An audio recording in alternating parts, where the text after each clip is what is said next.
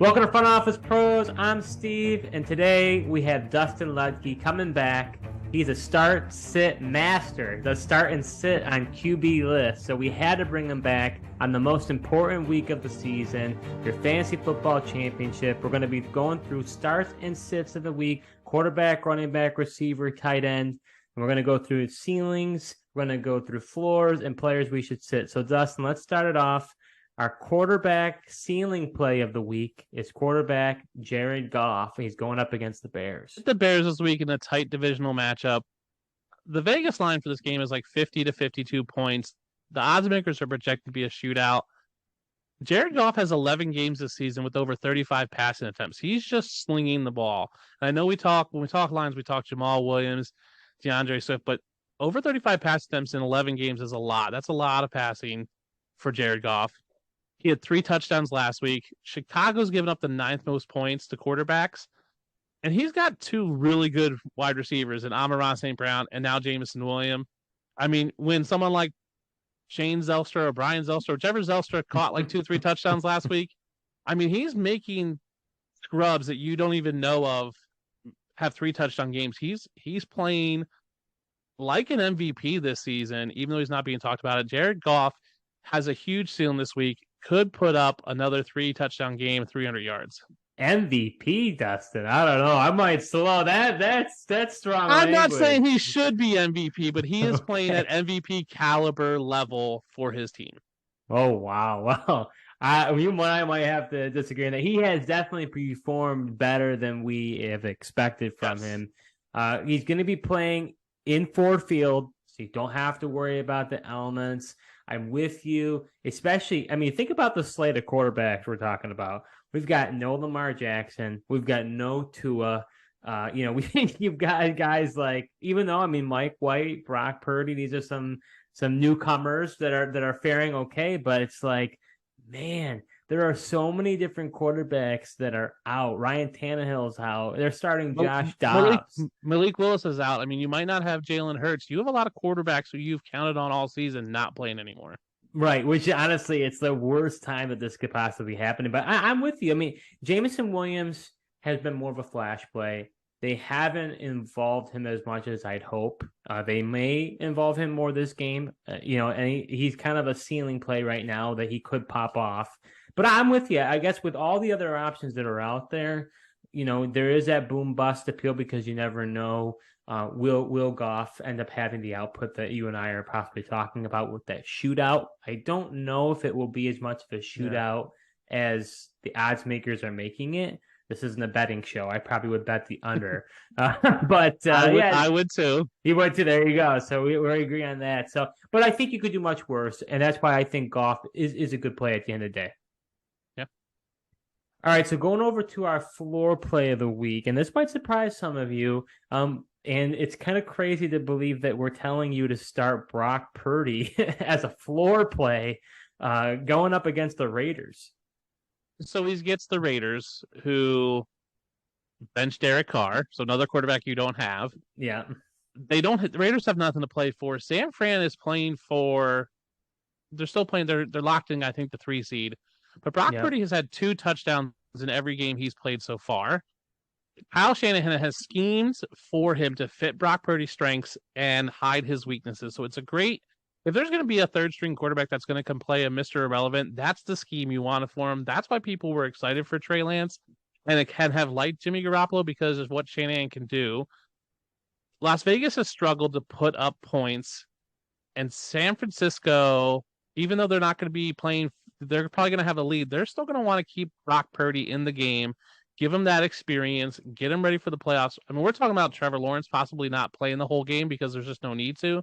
We're seeing if teams get big leads, if the Bills get a big lead this week, they're going to pull Josh Allen because they're going to try to stay healthy. But I think San Fran wants to give Brock Purdy that experience, so they're going to keep him in the game. More experience for the playoff. It's just a good fit against a pretty bad team right now. Well, and honestly, I was just thinking about it. I mean, even those top quarterbacks you were just mentioning, Mahomes is going up against Denver. You saw he threw multiple interceptions last time he played them.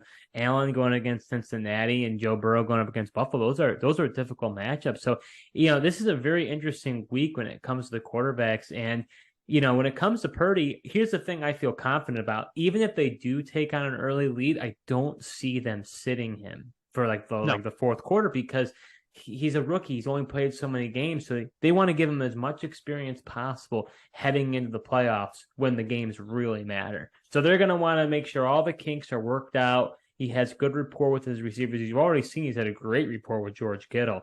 And like you said, that Raiders team, they are in shambles. Chandler Jones, who has had kind of a bad year anyways, he went on IR. I saw Perryman's on IR. Denzel Perryman, the linebacker. They put Rock Ya-Sin, the cornerback, on IR. I mean, the Raiders are turning it in. I think that they are just done. So to me, I think he's a great matchup for a floor play. And they won't bench him because now I spend a lot of time talking and writing about backup QBs. I don't know who San Francisco's backup is. I don't know who the backup is behind Purdy. I don't think I do either. I'm looking now. It's Josh Johnson, who's been around forever. Oh, yeah, of course. Yeah, we should have known that. Yeah. But I literally write articles every year at the start of the season on backup quarterbacks, and I had no clue who their backup was. So there's no reason to bench him. You need to get him that experience. You need to get him the reps to get him into playoff form. All right, so our sit play of the week. This is bold on our part, but we don't want to give you gimmies here. But we're telling you that you should sit Justin Herbert going up against the Rams. Yeah. Listen, I think Justin Herbert, from a talent perspective, is one of the best quarterbacks, but doesn't play like it all the time. He hasn't done great the past 2 weeks. He has zero touchdown passes in the past 2 weeks. And if you watch the games and watch film, he still has that really pure spiral, but just doesn't look like a dynamic quarterback. He's playing the Rams, so it's a home game, but I think they both play in LA, so I don't know. But one's who's going to show up more. One's an away team. Yeah, I mean, it's just going to be a mess there. It's going to be mixed fans. But the Rams are giving up the 8th fewest points to quarterbacks, so a really hard matchup. They still have Jalen Ramsey. They still have good corners and safeties. They still have Sean McVay, who can coach a team up and can coach a defense. Just what I've seen with Herbert the past few weeks, it's iffy. Plus, they're locked into a wild card spot. Yes, they can move up one spot into the 6th seed, but again, they're not playing for much. So what's the incentive to keep Herbert out there for a full game when they can't win the division because the Chiefs have that locked up? So best you can do is get the 6th seed instead of the 7th seed, or the 5 seed instead of the 6th seed. There's just not a lot of wiggle room for them. They're not playing for a whole lot. So again, if they get a lead on the Rams, he could see the bench for the fourth quarter, or they just go, let's pack it in. It's not worth it. And I think it's a late game as well. So they may know some of the outcomes of the earlier games, and they may be locked in even more by the time they start, that they may pull him even earlier. Yeah, it was supposed to be the night game, but it got flexed out for the Steelers and the Ravens. So I think it's in that West Coast 4 o'clock time. Yeah. But and also don't forget too, they got Bobby Wagner in that middle of that defense. So when it comes to sitting, so obviously we're sitting Herbert. So let's go through some options here. Dustin, would you start Jared Goff, our ceiling play of the week, Brock Purdy, our floor play of the week, or let's go revenge game, Geno Smith versus the Jets? You play any one of those guys over Herbert? Obviously, I'm going to play Goff and Purdy. Geno's an interesting one. I was not a fan of him last week. Not sure. Is Tyler Lockett back? Do we know yet? I don't think he's on the fringe. There's mixed reports on it. Listen, Geno's been really good this year, but there's a reason why Geno has been a career backup. Yes, he's been good, but he's not great. I'd probably start Herbert because I like the pure talent of him as a quarterback. I think receiver-wise, they're equal. I think Keenan Allen, Mike Williams, Josh Palmer, Gerald Everett is probably slightly better than Metcalf, 75-80% Lockett, and Will Disley, who I think is out. So you're talking... I think Disley's on IR. Disley's on IR. So Noah Fant, and then Chris Goodwin, or Marquise Goodwin. I'll take the receivers for Justin Herbert and start him over Geno Smith. Yeah, I think at the end of the day, I'm with you that I play Goff instead of Herbert. But I wouldn't play him against Geno Smith. But I don't know. That's tough when it comes to Brock Purdy or Justin Herbert. That would take a lot of guts. You go all the way to the championship game, and it's the tension that you have between head over heart. Heart is Herbert took you all the way. Head is, like Purdy's got the better matchup. I don't know. I would be seesawing back and forth on that. I think I would ultimately, if I needed a more ceiling oriented play, I probably would pick Herbert just in the event that he goes off. I don't know. I think I lean towards Herbert in that situation, but it definitely is a back and forth there. It is hard, especially in what in most people's leagues is the championship week to sit your studs. Because normally we say start your studs, but we have to look at the past few weeks and what Herbert does, look at those matchups, and take the championship week out of it and go with the process. If this was week 4 of the fantasy season, you would go, okay, matchup makes sense. Like, this is the better matchup. Let's do it. But we got to take the fact that it's championship out of it and really just look at the process. And if we're wrong, which we could be, we have been in the past, right? It's process over results, and you have to live with that. So you're obviously listening. If you're listening to us, you're looking for some either confirmation bias or some information you didn't have. That's why we lay out our process of this is why we're sitting Justin Herbert. It's not like we're just saying sitting them and we don't give you reasons why. This is why we spell out why, because we want to show you the process. And you can disagree with that process, and that's fine, or you can agree with it. But either way, you make that decision for your lineups. And it is a tough one, especially in the championship. But I think if it was week 4, you'd probably make Purdy over Herbert play. The fact that it's championship is swaying you, and I don't think it should. Yeah, honestly, I think that's actually some helpful dialogue that you present there, and I think that's part of the reason I found start and sits almost in kind of more traditional sites. When you look at them, almost not that helpful because they'll say start, sit. They don't really give you that much context. Maybe they'll give you a little paragraph, but in a way, I kind of watch these type of videos because then after watching it, it gives me peace of mind. Whether I win or lose, I had something that I was tying my anchor to say, yeah, that makes sense. I'm going to make that decision. Yeah, and right, anything could change, right? We could say start Justin Herbert, and then all of a sudden Mike Williams gets hurt in the first play of the game, and that drastically changes his level of production. And so you have to make those decisions with the best information you have, and that's why we try to give you information. That's what we do at QB List as well. We try to give you hey, Justin Herbert's going to be a QB2, meaning he's going to get between 15 and 20 points. I don't want to ever just tell someone sit, start, and no backing behind it. I always want, I think you're the same way. We give you your reasons why. This is our thought process. This is the process of how we got there. And then you can argue with the process, not necessarily the sit or start, and how that's where I think you have to look at any sort of analyst or information you get from any video, website, Twitter, anything. Look at their process, and then you can either agree or disagree with that process. And as analysts, I think we need to go back and go, okay, this was our process. We were right or wrong, and why were we wrong? Okay, hey, maybe Justin Herbert. Last week we were sit Dak, right? Yep. We were wrong about that. We said, hey, it's a great defense. Everything, the process said sit Dak. Now, Dak obviously had a great game. So we have to look back at that and go, okay, what was different? Yes, it was a divisional game. That rivalry probably swayed it more than we thought. Hey, they're going to have to put up a ton of points, so he's going to have to throw more. Eagles are going to put up points. Maybe Minshew was better than we thought it was going to be. So we, as analysts, adjust our process for you guys, the viewers, and we want to get better every time we do one of these videos. And that's exactly why we have you on here, Dustin, because we're very like-minded. I think it's just constantly evaluating that process and determining, fine-tuning it, and making those adjustments. So we are making more informed decisions. So going over our running backs now, our ceiling play of the week, running back Tyler Allgeier going up against Arizona at home. Running back for the Falcons. Allgeier has really come on all season. It's been a slow progression to take over from Cordero Patterson, but Arizona's given up the 5th most points to running backs. He's averaging just under 5 yards per carry, Allgeier is. So that's really good efficiency with his things. Now, he's getting anywhere, I think he's getting above 15 carries a game. He's playing limited snaps, which is not great that he's playing limited snaps, but it's great that he's seeing those snaps, that limited snaps was still seeing the work. He also saw 5 targets last week with Desmond Ridder under center. So he's getting involved in the passing game, which is what Cordero Patterson has made his living with. So if Tyler Allgeier is Ridder's safety net, you want that in Ridder's second game. I think he has potential to put up 2 touchdowns. Like, he's also their goal line back. Like, he can come in and be Jamal Williams, and it's the 1 yard line. It's going to Allgeier. He gets in. He has potential to have a big game. If he gets if he's averaging 5 yards a carry and gets 15 carries, that's a huge chunk of yards. And if he can throw in a touchdown plus a couple receptions and you're in a PPR league, he could be a guy who you got free off of waivers, who's going to put up 15, 20 points for you this week, maybe 25 in the championship week. That's what you're looking for. You want those waiver guys to not just be 5, 10-point guys. He could be a 20-point waiver play in the championship week.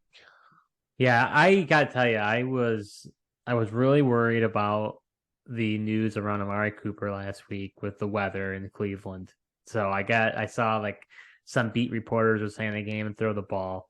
So I benched him, which was a mistake. Thankfully, it didn't cost me the matchup entirely. But I ended up putting in Cordarrelle Patterson. And I have to tell you, watching Red Zone that day was so frustrating. I could not believe how much they involved Tyler Allgeier and they didn't involve Patterson at all. That's the thing. Allgeier, he might be the only guy I'm confident in playing on that entire team. I am so frustrated by the Falcons offense entirely. I don't know what Arthur Smith's got to go back to the office and talk to his coaches and figure out what he's going to do next year because it's just ridiculous. But like you said, I like him because he has a boom bust element. We say now, and I could totally see, Arthur Smith says, hey, we're going to give Patterson more carries today for no apparent reason. And all of a sudden, Arthur Smith is a bad coach. Yes, that is true. I didn't say that, but he's a bad coach. I should say, I might as well. That's what I'm saying without saying it, right? But the other thing too is, like you said, with that high volume of per rush, he could break one away easily. He really is good. He's like a big boulder. He's just gonna he's not gonna juke you out of the box. He's just gonna run you over. You. Absolutely. So if he's got momentum, he's just gonna keep going. So I like him as a ceiling play this week. Now going over to our floor play of the week, we've got another rookie running back, Brian Robinson, and he's going up against the New Orleans Saints. Oh, sorry. He's not going up against the Saints. What am I talking about? Going against Cleveland. Going up against Cleveland. What am I talking? The Saints played Cleveland. Got confused. I like Brian Robinson a lot. I liked him coming out of the draft. Obviously, he had that unfortunate shooting incident. I was so excited to see him come back. And then he came back and you could really see it. Like you could see his lack of explosiveness. They're still involving Antonio Gibson. Now, Antonio Gibson is limited in practice. So he's got a knee and foot injury, so may not play. Cleveland's given up the third most points. But let me show you this. Last week, Brian Robinson only played 32 snaps. Not 32%, 32 total snaps, which is 44%. On 32 snaps, he got 22 carries and 1 target. So 23 opportunities on 32 snaps. Very good. That's amazing. If he, let's say, goes up to 50 snaps, then you're talking, does he get more opportunities? Probably. He's done really well. They keep involving him. He's not overly involved in the pass game, only 1 target, so that limits his upside, especially in PPR leagues, which is why he's not my ceiling play for this week. But if you're going to tell me you can get 22 carries and 1 target on 32 snaps and play only 44% of snaps and still have a good game, I like it. And if Gibson doesn't play, he's just going to get more opportunities. They're going to include Jonathan Williams in a little more. But the fact that he's getting that volume on such limited snaps, I love that because he's getting opportunity. When he's on the field, he's almost always getting the ball. Yeah, I like in a concise way what you just said. I agree with you entirely. Number one, that Gibson injury, I don't think he's going to be fully used, which is going to mean he's going to have more opportunities. Number two, that Cleveland defense is bad against the run. They're bad. With those opportunities, he's going to do really well. And thirdly, you didn't mention this, but I feel pretty confident about it. They're not going to want all of the weight on this game on Carson Wentz's shoulders. No. They just made the decision, or Ron Rivera did, that he's now going to be the quarterback. He says for good, but who knows? Things can change on 2 games. Yeah. But they are in playoff contention. They need to win this game. Wentz has shown he can be turnover prone. This is going to be a balanced approach, and I wouldn't be surprised if Rivera and that coaching staff goes into the game and saying, hey, let's give Robinson 25 carries, 30 carries, and just do a ground and pound game. We have a good defense. Deshaun Watson hasn't looked good, and we just use Wentz supplementally. So to me, I'm with you, and I think those are all good. I think what you and I are mentioning, I think it makes a lot of sense for Brian Robinson as a floor. Yeah, and Cleveland can't put up points. So we could easily see a game where Washington gets a lead and then just runs the ball and just pounds Brian Robinson late in the game because there's nothing else available. Like, because they don't need to pass. I think you're right. They're not going to put a lot of pressure on Carson Wentz on his first game back. I think they're really going to go slow with that. So if they get a lead and Cleveland can't match them, they just might run the ball third and fourth quarter. And I think that's great for Brian Robinson. Yeah, so going over to our sit play, and this is hard to say. It really is because we're talking about the player that I believe, if I'm not mistaken, is the rushing champion right now, who has the most amount of yards for the entire season. But we're telling you, yeah, he does 1,539 rushing yards this season. But we're telling you that you should sit running back Josh Jacobs going up against the Niners. Yeah, it's a shame, and I don't know what just happened to my camera, but lost them. So let me figure my settings. But Josh Jacobs is Oh wow, got a tough matchup right now. No Jared Goff or no Derek Carr. Sorry. That's hard for him to come back from. You're talking about a team that just has nothing to play for. They're playing San Francisco, who's probably the best defense in the league. They're giving up the fewest points to running backs. And I think with a Jared Stidham-led offense, there could be just a lower volume, less opportunity offense. If they normally run 70 plays, they may see 50. Like, they may have a lot of 3 and outs. They're not going to have these long, extended drives.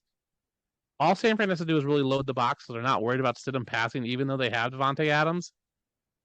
They've got nothing to play for other than Josh Jacobs trying to play for a contract next year. I don't see the opportunities being there for him, even though he's been great this year. Yeah, so I agree with you. And I think the thing that's tough for me also is he's going up against the Niners defense. If it was another defense, I wouldn't maybe feel as strongly as I do, but because it is, it makes me even more nervous. So as far as who we would start over them, would you start Tyler Allgeier, our ceiling play, Brian Robinson, our floor play, or Leonard Fournette going up against Carolina instead of Josh Jacobs? Leonard Fournette's a hard one because I like Rachaad White a lot more there. So I probably would not start him. I would still probably roll with Jacobs in hopes that he can get some sort of functionality there. Just gonna leave this camera on. It seems to be working. Leonard Fournette's probably the one I wouldn't start over Josh Jacobs. If it was Rachaad White, I would definitely start him over Josh Jacobs. Yeah, I would. But would you start Brian Robinson and Allgeier over Jacobs? It's another one that was really hard to do in the championship, but I think the process is right to start them over Jacobs this week. Interesting. I think I would start Robinson over Jacobs. I don't think I'd start Allgeier. I don't know. I just don't trust Atlanta. I don't know. I've went through so many. I drafted Pitts in a bunch of leagues. Maybe this is where bias is creeping into my head and process. It's like, no, look at the process, Steve. Don't think about that. But it's just one of those things. I just can't trust Arthur Smith. So I don't want to start Allgeier, but I will start Brian Robinson over him. Fournette. I agree. I don't know. It's a toss-up. Because you don't know about Rachaad White, but he got a good, healthy amount of carries. I think I'd stick with Jacobs, but it's close. It is close. I agree. All right, so going over to our ceiling play of the week, we're going with wide receiver Garrett Wilson going up against Seattle. Yeah, New York Jets playing Seattle. Seattle's a top 3 defense against wide receivers. And that's why he's that ceiling play, because he has that boom-bust potential. They still have more. They still have, Corey Davis if he's healthy. They have some other pieces. He gets Mike White back, who has been the savior of Garrett Wilson's season, who Garrett Wilson seems to want to ball out for. And I think there's going to be a little more of that this week of Garrett Wilson trying to play better for Mike White to kind of keep Mike White in the game. 30 targets, 19 catches, and 335 yards with 2 touchdowns, I think, with Mike White. So it's just been a great production with Mike White. If it was Zach Wilson, I would say no. But with Mike White, I think Garrett Wilson has that potential to really go off against this game. Even though it is a tough defense in Seattle, I think he has that potential to really be a top 10 wide receiver. Well, and I think, too, the other thing is Mike White, I mean, he has those injured ribs. One bad hit, he could be out of the game again. And then you're back to the Zach Wilson show. Unless I don't know, they're making him inactive again, and then it's going to be Joe Flacco. I think they're making him inactive, and it's going to be Strevler. Oh, even worse, man. And Strevler may end up I know Mike White is clear, but they're saying that Strevler could actually start, and they may rotate Mike White in. So who knows? But if you're Strevler, like you're going to throw to Garrett Wilson, like you're going to throw to the guy who's your best physical athlete on the field. But all the more reason why he's a ceiling play based on what you're saying is because he does have the boom bust, and they're in a matchup where you're chasing the points. There is a path where he goes off, but there's also a path where he doesn't. And because of that matchup in Seattle. So I think it makes sense for him to be the ceiling play. But going over to our floor play of the week, we've got wide receiver Jahan Dotson going up against the Browns. Yes. Gets Carson Wentz back. He has chemistry with Carson Wentz. I don't think people realize, like, Jahan Dotson leads the team in touchdowns this year. Like, he has 7 touchdowns, only 50 targets, I think, or something crazy like that. He's done really well. He's had over 50 yards in the past 3 weeks.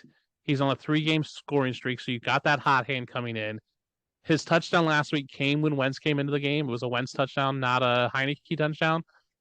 McLaurin and Curtis Samuels are going to draw top cover guys. So it's going to leave Denzel Ward, who's a name most people know. If you're not an IDP guy, most people know who Denzel Ward is.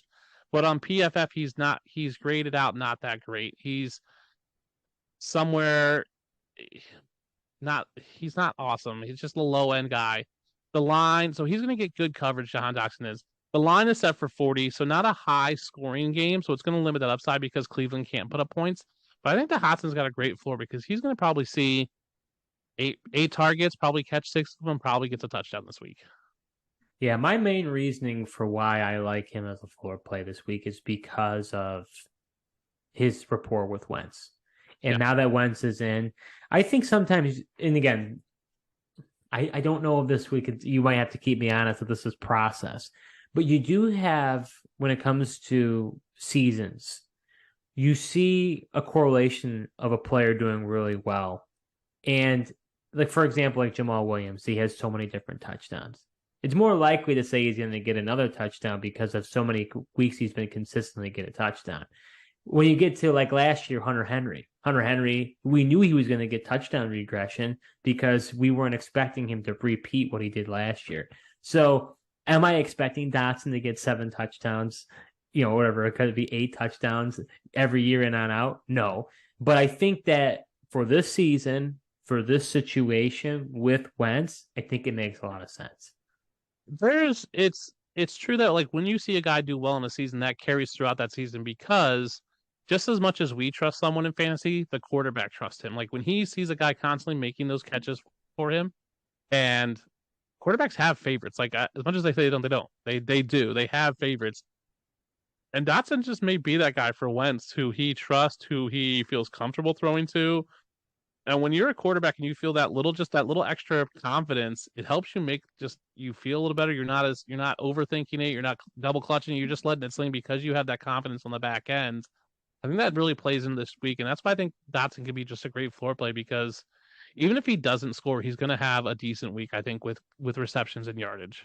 So going over to our sit play, Dustin, this is tough for us to admit, but we're going process here. We're sitting wide receiver Davante Adams going up against the Niners. Yep. Obviously, we talked about no Derek Carr getting Jared Stidham. He'll see coverage from Javarius Ward, who's ranked 19th by PFF out of 116 corners. Like, that's a really top-end corner. He's coming off 2 really down games where he's had under 5 receptions, under 50 yards in the past 2 games. So just hasn't produced recently. Carr's played bad. I can't see Stidham playing well, so I'm going to sit Davante Adams this week. Yeah, I think it's a clear sit. It's tough because of what he's done all year. But with Stidham in there and having it be the Niners defense, that's tough. So who we starting over him? Would you play our ceiling play of the week, Garrett Wilson, over him? Yes. Our floor play of the week, Jahan Dotson, over him? For sure. Oh, really? Okay, I wouldn't want to talk to you about that one. Or would you play Christian Kirk at Houston? I would not. I'm not a Christian Kirk believer. Christian Kirk has never been a true one for me on a team. Even this year, I don't think he's the one on that team. I'll take someone who's at least the one in Davante Adams and who is, with a good quarterback, is a top 5 wide receiver. Even if you give Christian Kirk the best quarterback in the league, he's a top 30 receiver. Like he's maybe top 24. Like he's just not up there skill wise. So I'll take Davante Adams over Christian Kirk. So this might be a conversation for another day, but I'm disagreeing when it comes to Kirk. I'm definitely starting Kirk, and I'm not starting Dotson.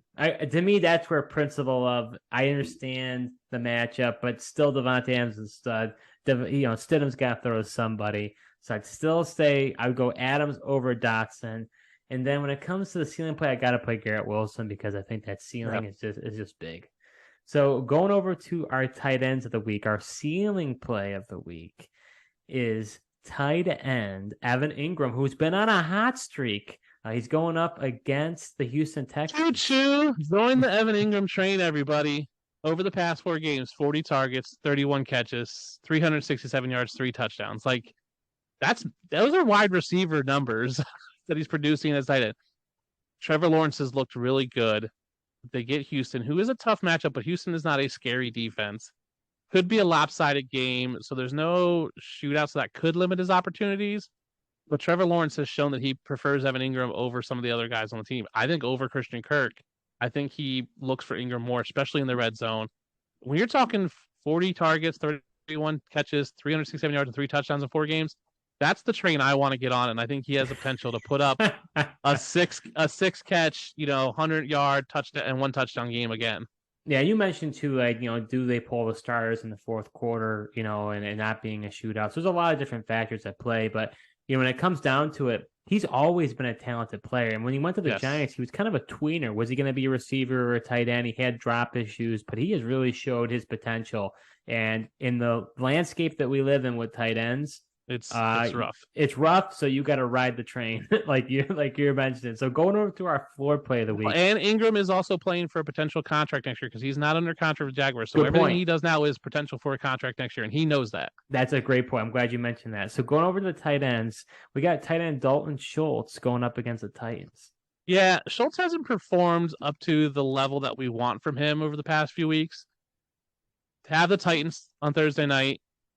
Titans are not playing anybody worth mentioning, so there's probably not that potential. But Tony Pollard's gonna miss, so he could see those targets that he does. He still has Dak, who's a very talented, who's a top 5 quarterback in the league, maybe top 10.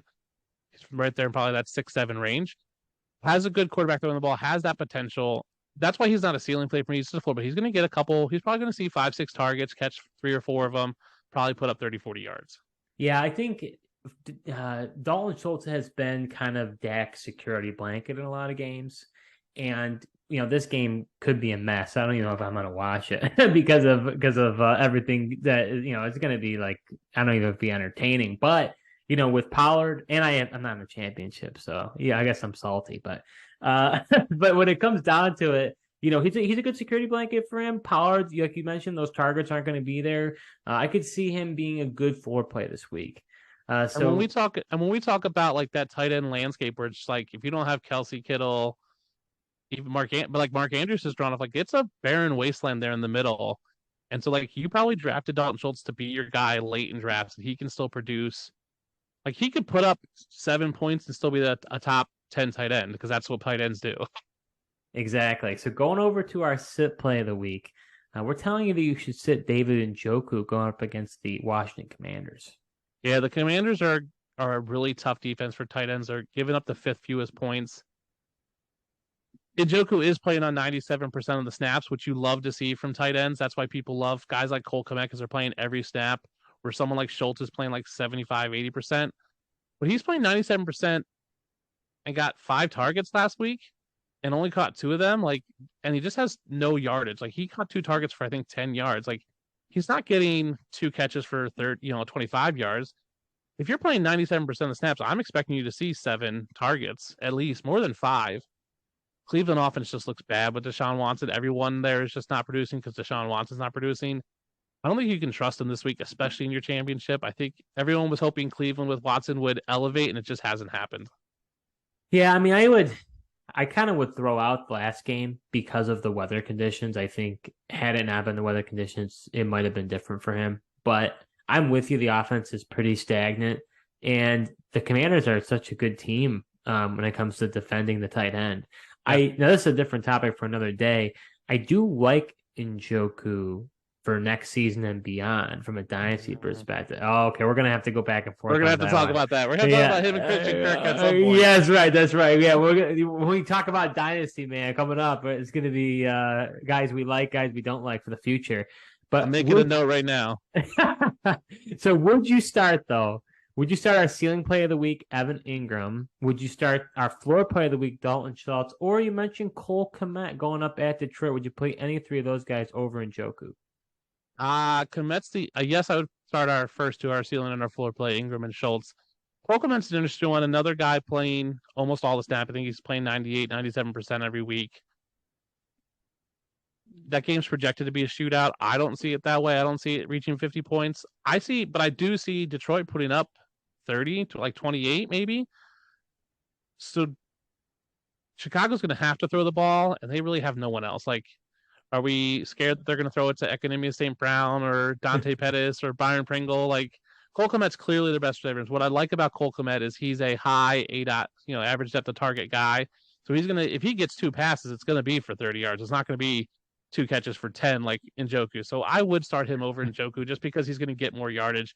Even if they have the same number of catches, Njoku will probably have double his yards. Man, I think I hit a nerve. I think I didn't realize how much you were against David Njoku. I do not like David Njoku. Wow. I just have never liked him at all. That's very interesting. That's hilarious. But I would say I would start our floor play of the week with Schultz. I would start our ceiling play with Engram. You got to ride the hot hand. Yep. But I would start Njoku instead of Cole Kmet. I hear what you're saying, but I do think that Watson in games that, I mean, again, he hasn't looked good, but he has done a decent amount of targets, I think, over the time that Watson has been. I take away the winter game that was last week.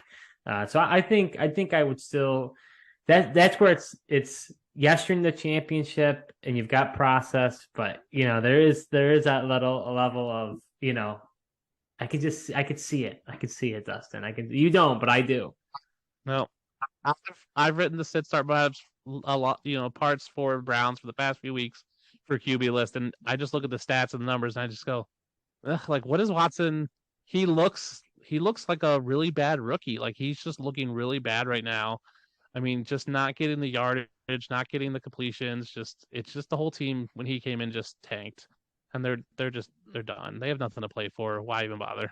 Yeah, so that does it for our starts and sit for the championship week. Hopefully this was helpful. We thank you for watching. Thank you, Dustin. Yes. And if you've liked this, we ask you to please subscribe to our channel.